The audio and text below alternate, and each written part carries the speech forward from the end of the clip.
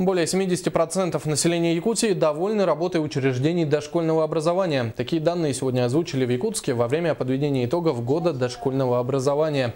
В течение года по всей республике проведена колоссальная работа по ликвидации очередности в детских садах. Помимо этого введены в эксплуатацию новые дошкольные учреждения, реконструированы 47 объектов, налажено сотрудничество с негосударственными детскими садами, благодаря которым удалось создать дополнительные 2000 мест.